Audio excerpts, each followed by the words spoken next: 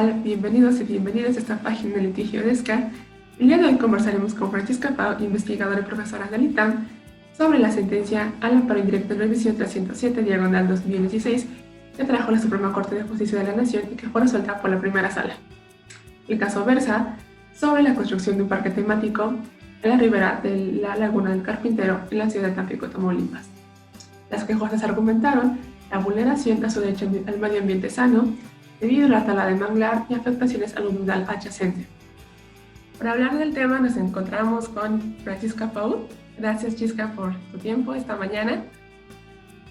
Nos gustaría saber tu consideración, tu perspectiva respecto de los asuntos procesales de la sentencia.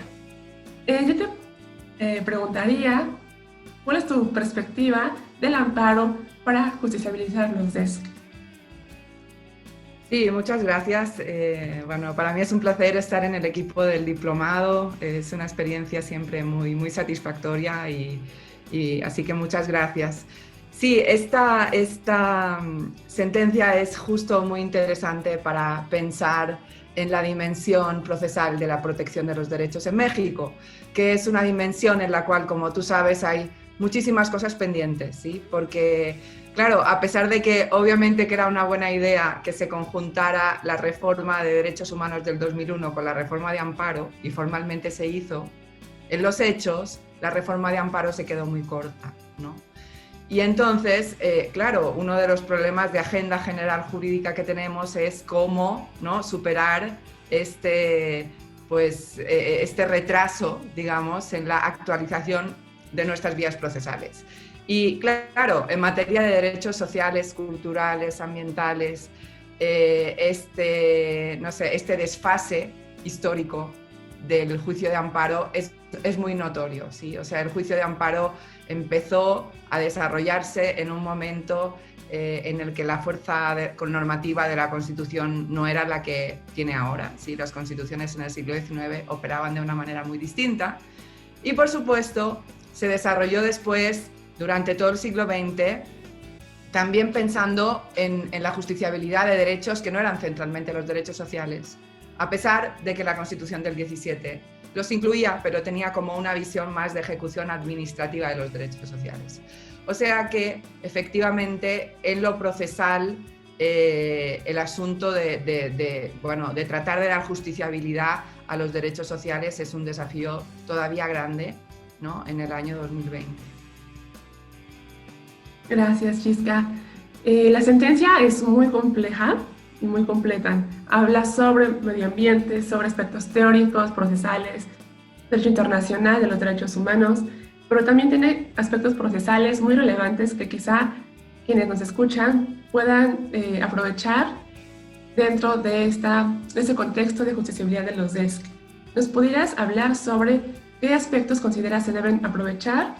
¿Cuáles son los aciertos o desaciertos también de esta sentencia, desde tu perspectiva? Sí, efectivamente la sentencia es muy interesante, no es perfecta, ahora lo veremos, pero hace avances que son muy importantes, tanto para medio ambiente como para otros temas, ¿no? Yo destacaría los siguientes. Primero, claramente, el asunto de la legitimación activa, ¿sí? El desarrollo de la noción de interés legítimo, en este caso, en el caso Laguna del Carpintero. Lo que hace la Corte es importante porque desarrolla la noción de interés legítimo a la vista de derechos que tienen una dimensión colectiva muy importante y incluidas algunas dimensiones difusas, ¿sí? Por tanto, esto es uno de los, digamos, de los capítulos pendientes, ¿no?, en la actualización del amparo, y yo creo que esta sentencia avanza y sobre todo avanza también porque esto sí que tiene que ver con medio ambiente, porque la Corte entiende que tiene que definir el asunto de la legitimación a la luz del contenido del derecho en cuestión.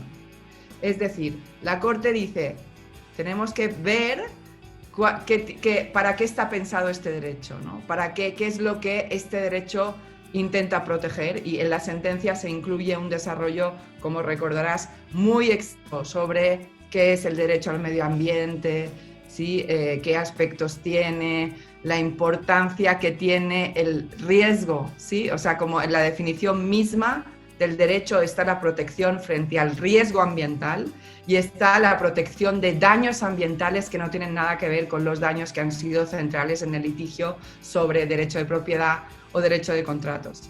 Entonces, a mí el aspecto de legitimación sí que me parece un avance porque, o sea, un poco la Corte finalmente capta esta idea central de que, según como tú definas la legitimación, va a ser imposible que dé justiciabilidad al derecho. Entonces, veamos más bien este derecho para qué nos sirve y a la luz de eso ajustamos la idea de interés legítimo en el caso concreto, ¿sí? A ver, tiene también algunas ambigüedades. Si quieres, deja que mezcle las dos preguntas. Estoy mezclando las dos cosas que me has dicho, fortalezas y alguna debilidad. ¿Hay alguna ambigüedad en la Corte en el sentido de que abre la puerta que en casos de medio ambiente exista interés legítimo siempre que las personas en cuestión o los colectivos en cuestión se beneficien de servicios ambientales? ¿Sí? ¿Estás de acuerdo? Que es un entendimiento muy amplio y que la Corte misma reconoce que permitiría impugnar en materia de medio ambiente a personas muy ampliamente, a muchos colectivos. ¿Estás de acuerdo? Porque algunos de los servicios, algunos de los beneficios que el medio ambiente nos reporta no dependen de donde vivas, sino que no, son una cosa que los recibimos en algún sentido todos. Pero la Corte, como en otras sentencias, al final no se atreve a abrir tantísimo la legitimación activa y mete el asunto de zonas aledañas, ¿no?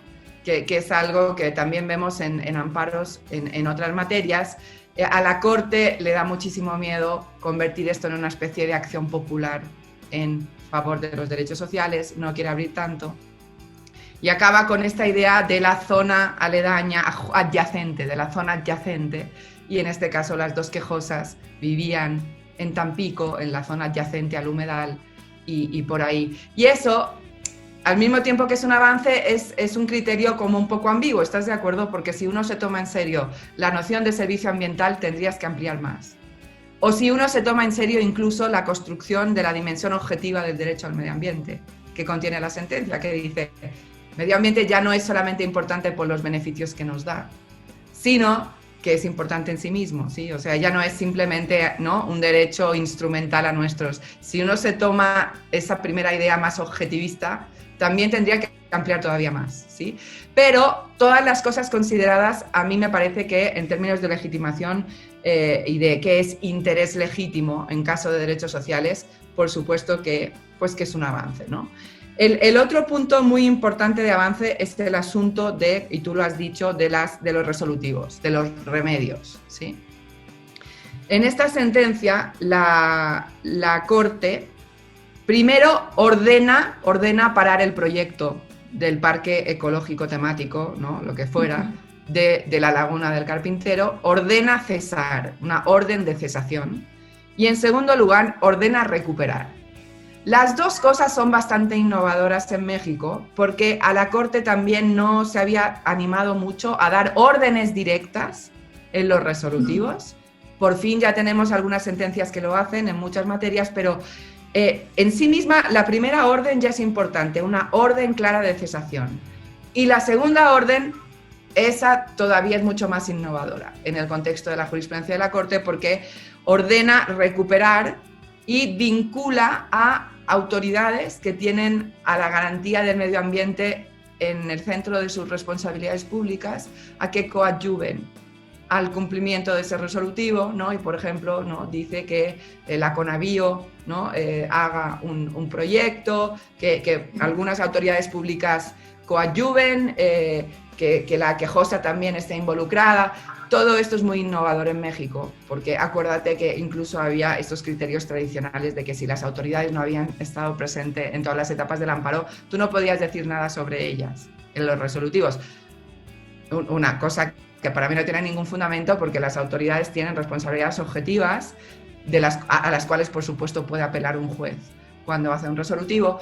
Y tercera novedad a nivel de resolutivos, el mecanismo de supervisión. Que de nuevo, como yo no me dedico solamente a este tema, es decir, yo conozco este tema tal, pero yo no sé muy bien cómo ha funcionado esto de la supervisión, no ha tenido mucha visibilidad, ¿estás de acuerdo? Yo tampoco veo que estemos todos pendientes, pero es un paso, o sea, por primera vez una sentencia mexicana le dice al juez de distrito, además, que no me parece mala idea, le dice, porque los amparos así funcionan un poco, ¿no? Primero, ¿no? Tienes esta primera etapa, luego el recurso, y le dice, juez, por favor, que te cuenten cada varios meses cómo va el asunto. Y bueno, esto sí que pues es muy innovador porque la Corte mexicana casi no se había aventado a hacer estos ejercicios en que un poco deja la jurisdicción abierta y abre una etapa de ejecución distinta a la etapa de ejecución de la ley de amparo, que está fatal regulada y que efectivamente en litigios como estos no sirve demasiado. Entonces, bueno, esto me parece importante. Ahora no sé, si quieres hablamos de alguna otra cosa, pero ya me he tardado mucho en responder. No, está perfecto. También nos interesa saber qué puntos pueden recuperarse, pueden aprovecharse de parte de los litigantes y las litigantes en derechos sociales, que justamente esta sentencia pone sobre la mesa. Pues yo te digo, yo creo que todas las cuestiones de legitimación y remedios son muy importantes y son inspiradoras porque les abren caminos a los litigantes que no habían estado. Claro, después es verdad que, también es importante, esto no lo he dicho antes, a pesar de que esto no es tan innovador, pero hay que destacarlo. Es una sentencia que en el capítulo del parámetro de regularidad, es decir, cuál es el derecho que rige la resolución del caso, evidentemente integra también todo el derecho internacional de los derechos humanos y convenciones. Eso también es un ejercicio, ¿no?, que simplemente ilustra que en algunas ocasiones este funcionamiento de la Constitución en bloque, ¿no?, con todo el derecho internacional duro y blando, y la Constitución mexicana y las leyes, es una cosa que funciona, ¿no?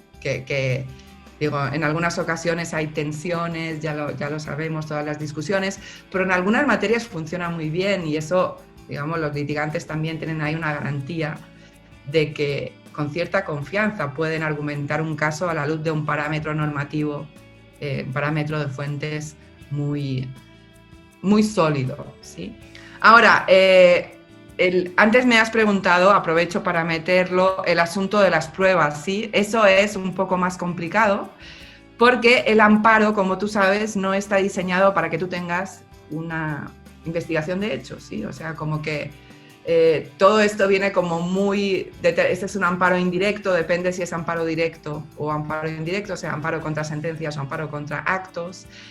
Pero ahí sí que es verdad que, que las cosas todavía no están tan fáciles porque muchas cosas se tienen que medio sustanciar como se pueda en la etapa de juez de distrito, en los amparos contra actos o contra aplicación de leyes. Y de pronto ahí los litigantes, al igual que en el asunto de la suspensión, ¿sí?, que aquí no se ve porque es un amparo en revisión, por ahí, digo, hay muchas ventanas en las que los litigantes se pueden sentir inspirados, yo diría básicamente legitimación activa y remedios, pero después también hay muchas dimensiones en las cuales ellas o ellos pueden todavía ayudar mucho a empujar, ¿sí?, en muchos aspectos procesales que todavía no están muy bien ajustados para lo que uno requiere en litigios, por ejemplo, de medio ambiente, ¿no?, en donde, por ejemplo, las cautelares son una cosa tan importante y por la arquitectura del amparo al nivel de revisión no siempre la Corte da tantos inputs, ¿no?, tantas guías, tantas orientaciones. Gracias, Chisca. Pues creo que sería todo. Gracias por tus comentarios, tu perspectiva y bueno, los invitamos a seguir conectados y conectadas a esta red de litigio DESCA. Muchas gracias. Muchísimas gracias. Buen día.